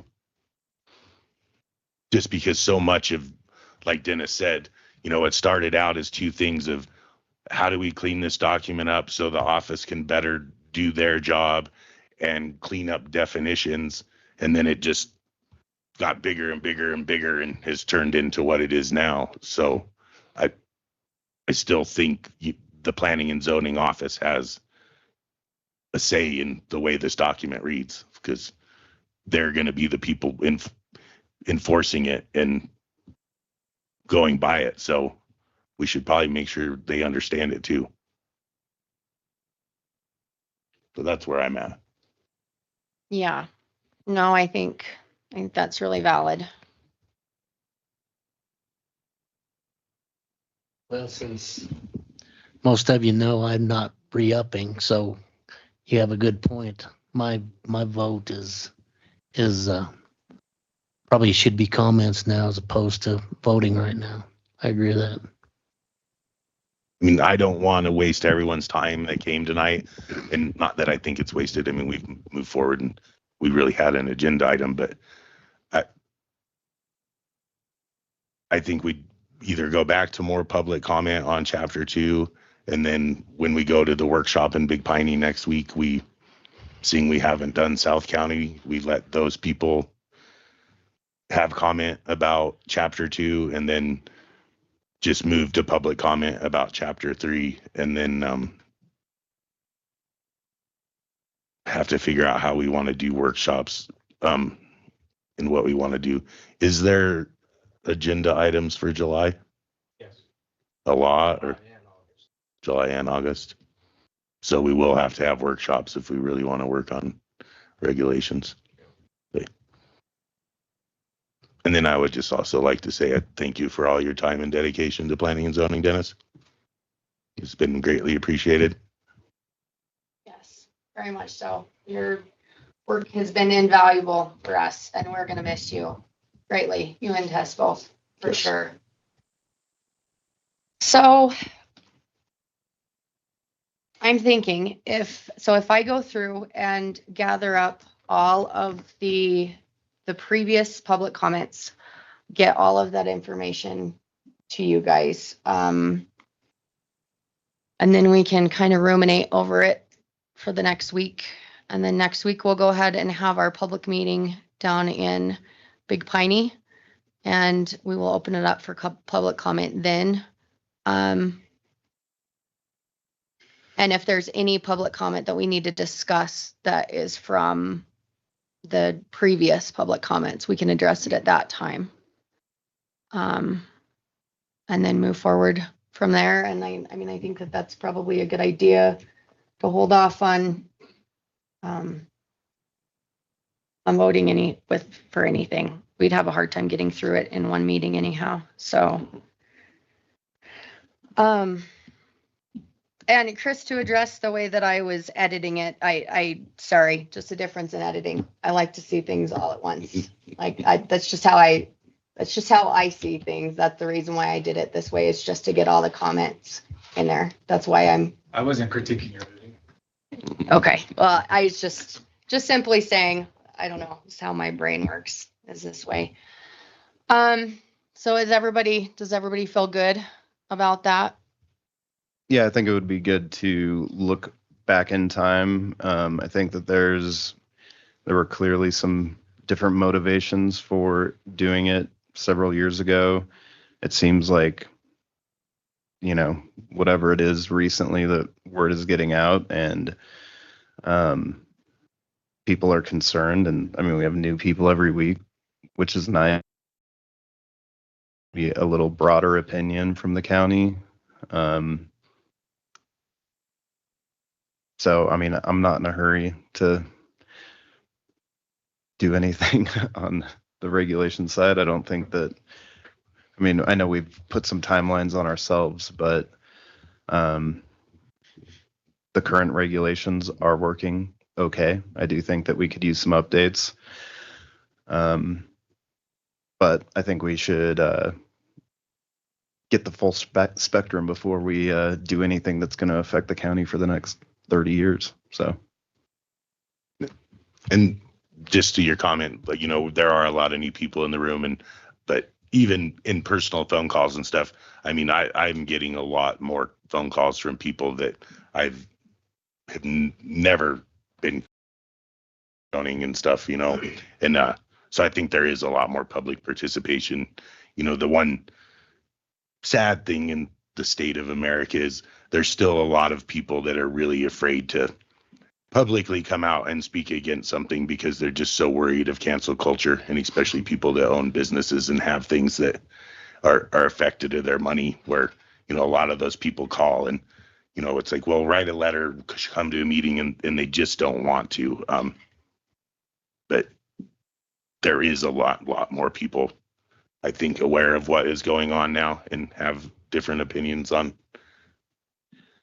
Sublette County. There's also, people are very busy. I know that all of us have other stuff going on, all of you do, and it's probably not the best way or our favorite way to spend a Thursday, but it's important work, and it's kind of scary to get up and I get nervous, and I'm on the board, so.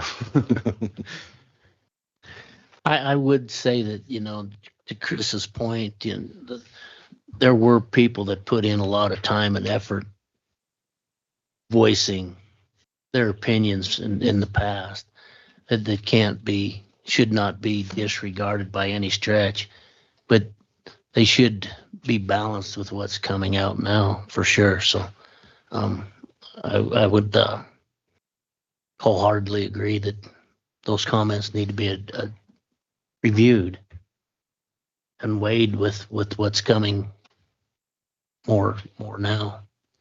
And I really do appreciate the broader input that we're getting. It's very helpful. I guess Steve wanted to say something, if that's all right.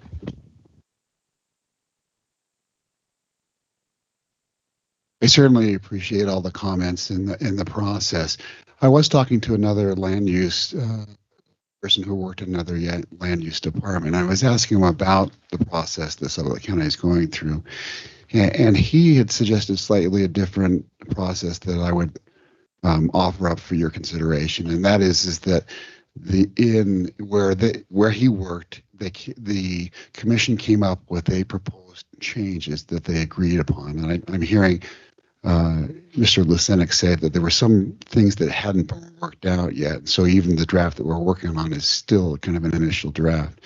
And so again, this gentleman said that the commission themselves worked on the changes, okay, and then came up with a final red line that they were ready to recommend to the Board of County Commissioners. And then that was what was opened up for public comment. And then the commissioners then tweaked it before sending it up to the Board of County Commissioners. And so, you know, I don't know if you want to, again, I'm offering it up for your consideration. If the board amongst yourselves, you want to come up with the final recommendations on chapter by chapter and then say, you know, open it up to the public and say, this is what we're proposing. You know, we're open to tweaking it, but this is the current proposed regulations.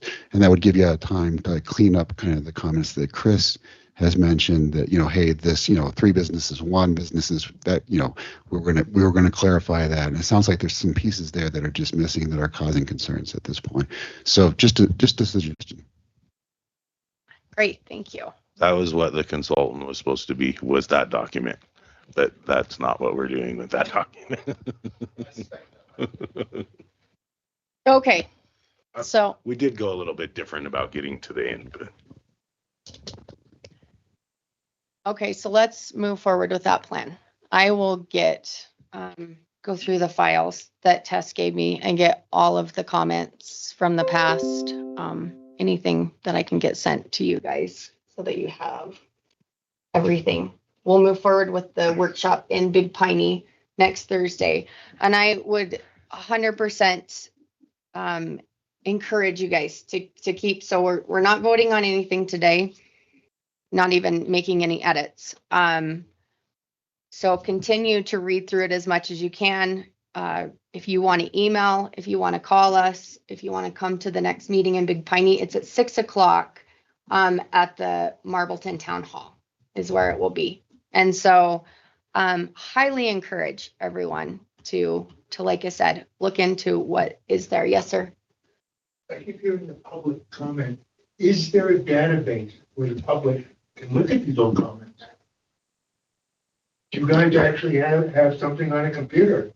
It's not really on the website, is it? It's not on the website. Yeah, I have it all on the computer. Yeah. It's a file. That was good when we went there. Makes sense. Not a bad They're all idea. PDFs, we just have to load everything. Put a tab up there, public comments and put it all. And we could review others. Other people's comments from the meetings. 3 years. Yeah, all the audio recordings of all the meetings, and then he has all the written comments as Word docs and PDFs and stuff. I like that idea. If the website people All the could audio get it recordings done. have been online for Ever. Yeah, so you can go in there today and get those. But that would be good to post the written comments. Yeah, thank you. Just quickly Great on that audio, on the minutes that are posted, is there a way to jump? I couldn't get to the end of a meeting. It's painful. You gotta You have to- download the file and then you can, Speed it up. and then double click it and then you. Okay, I wasn't smart enough to do that. Yeah. No, but if you're just listening to it on the thing, you can't Right, speed it's up. difficult. Like you, Okay. but once you download it onto your device, then you can speed it up and slow it down. Okay. Because now you're not working off the county server. I guess is the best way to explain that. My non-IT answer. Okay, so that's our plan. We'll meet next Thursday. I'll get all this information to you, and to your comments, sir, we will definitely work on getting. How would we actually get to that? So if you go to the planning and zoning, the website, their main website, you'll see, so there's also the tabs for the proposed 2025 regulations. If you click on there, you'll get the red line, which is what he gave you. And it breaks it down by there's one that is all of it. And then there's also breakdown by chapter. So you don't have to pull up the whole gigantic document. But then also on that same page, we'll upload public comment to it to where you can click on that and you'll be able. And then as far as the audio recordings, They're all on there. yeah, if you go in, you can see links. Yeah, it's under the planning and zoning website as well. And you can go in through there and it'll say previous meetings and you can go into the audio recordings there and listen to all of, and so the last meeting would have been in October of 2023. Probably, no, it was earlier than that, probably like August or September. Okay, so August or September of 2023 was like one of the last meetings that the board discussed though. So it would be anything previous to that. Until we started again this year. Yes. And just to clarify, so that you go to the county website and then you go to departments, No, I think it go was to plan, and then go to before I the got planning and zoning page, and then Right, it's all on lights there. coming on, and that was 2023. What's on the website is PDF format? Yeah, Comments? yeah. Yes. Yeah, and Greg's is all PDF. And it'll take a few days to get the comments up. Don't go home and click on it. Then nobody at IT is working on that right now. And we appreciate your guys' patience with us too. Like I said, this has been a very long process and we don't want to disregard anyone's opinions or comments. And so we really are trying really hard to make this as cohesive as possible. And like I said, take everything into consideration. So I know it's a long drawn out process, but we do appreciate your guys' patience and all of your input. Yes, You guys Mr. plan on Fairbanks. voting next week on, finalizing anything? No. No, So- Yeah, so we kind of changed plans a little bit. So yeah, no, it'll just be, especially because we're really trying to encourage folks from Big Piney and LaBarge and that to come in. And that's a big reason why we're holding a meeting down there. And so, yeah, it'll just be further going through chapter 2. And then if we have time depending, we might start into chapter 3. Yes, Mr. Barney? Yes. Do I need to state my name or no? It's okay. Why are you including people from the bar? They're not in. Oh, I was gonna ask that's the that's same fair. I'm sorry. You're totally right. Okay, anybody that goes to the county line, I'm sorry. You're 100% correct, sir. Yes, they do go to our schools. Yes, but I'm sorry. You're right. They are in Lincoln County. All right. Well, with that being said, we'll get out of. Just since they're all here, Yes. Does, just since you're all here already and there are new people in the public, is there anyone that has a comment about something that in chapter 2 that we haven't discussed, or something they really want to say? Just because we are here and you came, I don't want you to not. Well, Mr. and, Harber. and so that's the thing is that if you do have, and if you can't make it to Big Piney, please feel free to, you can reach out, you can call any of us on the phone, you can email us, you can come in and make a comment at the office, and Dennis records it all down. So whatever is the most convenient for you guys. And hopefully teams will work when we're in Big Piney. Yes, because that is another option, is that you can log in. Okay. That is another option though. Something to somebody's face, then you can lie. Right. This is true. But But there's it is an option. Oh, sorry. no, Like, but there are times now that we have more people online than we have in person in a meeting. and then you get the opportunity to speak. It's not just like we haven't had anyone speak today, I was but on the zoning and planning board in Vermont for 3 years, so I know what you're doing. Oh. I know what you're going through. So, you know. And public comment was always, it didn't happen. And then there was complaints after the fact. Yes. But everybody knows when the meetings are. They can get in their car and take out a couple hours of their time to sit here and listen, because it affects everybody. Everyone. And Absolutely. they don't make comments or even attend or even care Right. until after the fact. Yeah. Absolutely. Before the fact that you gotta care. Yes. Mr. Harber? Sorry, I was just gonna actually comment on the process. So I think it's, like you've said, very important to take all the comments into consideration. But at the end of the day, I mean, you guys have a really hard job, because no matter what you do, we're all gonna be unhappy with it or some part of it. And even though naturally I think my opinions are pretty important, I don't know.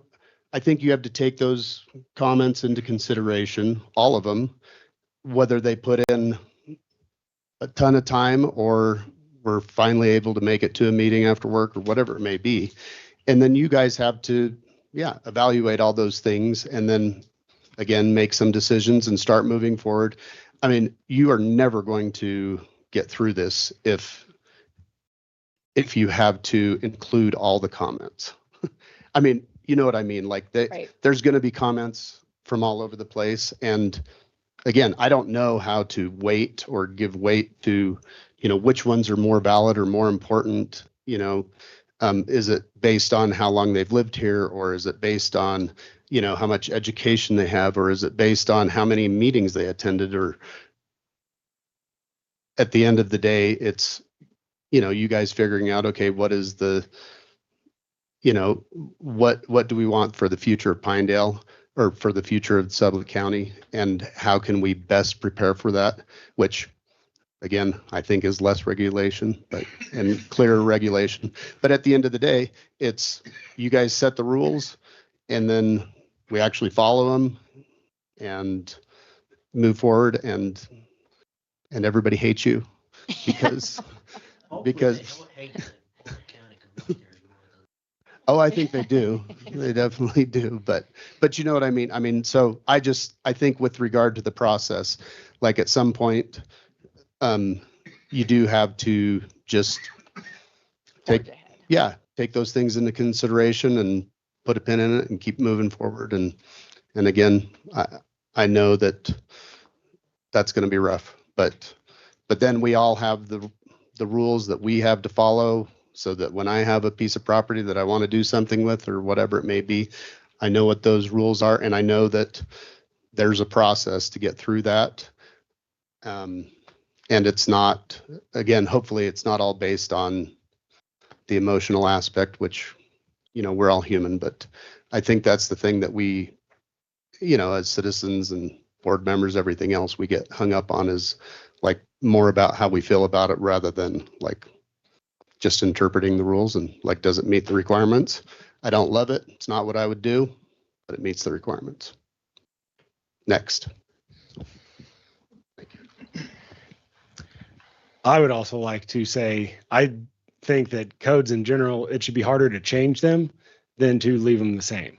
Because otherwise you're going to be constantly, if it's easier to change it, you're going to constantly be flipping it.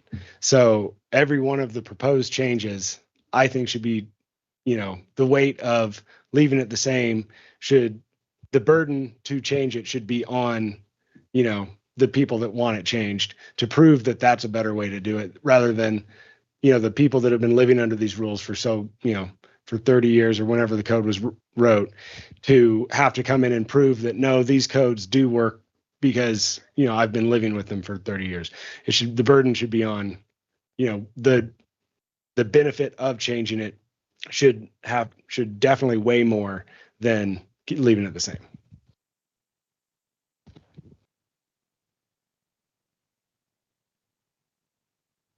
Is there anybody else? Okay, is there any other public comment at this point? Anything else from the commissioners before we adjourn? I think so. Yes, thank you guys again so much. And hopefully we look forward to hearing from you or seeing you again. And like I said, next week, 6 o'clock at the Marbleton Town Hall. So thank you guys so very much. And I adjourn this meeting at 8:28. Tell all your friends and bring more people.